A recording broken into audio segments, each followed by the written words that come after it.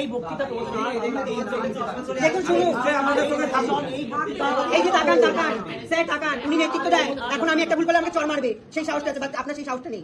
আপনার সেই সাহসটা নেই চড় মারার, ঘরের লোককে শাসন করার সাহস আপনার। আপনি বুঝতে পেরেছেন ভুল করেছে, আপনার লোকগুলো পাচ্ছেন না। উনি নেতৃত্ব দিচ্ছেন, আপনি অফিসার হলে আপনার থানার 10টা লোক মিলে দুটো মেয়েকে রাস্তার মধ্যে ডান্ডানি মারছে।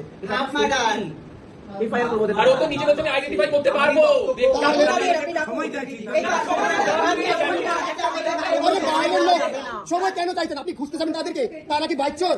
তারা পালিয়ে গেছে? আপনাদের লোক কেন সময় চাইছেন আপনি? ছিল তাদের তো নাম আছে, হয় নাকি যে এলাকার সামনে বেরিয়ে গেলাম? আপনাদের লোকে ডাকতে পারছেন না।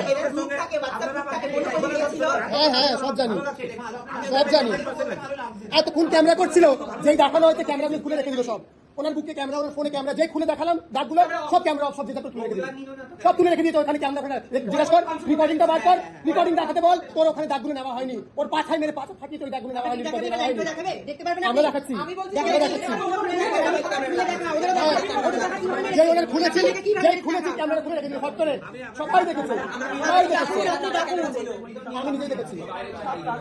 তাহলে বুঝেই নে, এখানে কিচ্ছু হবে না। ডাক মিডিয়ায় চল, লাইনটা হোক, হয়তো স্যার অনেক ধন্যবাদ। চল এবার গেটে বসবো। আর না ওনারা আসবে, আমরা চলে আসবো। চল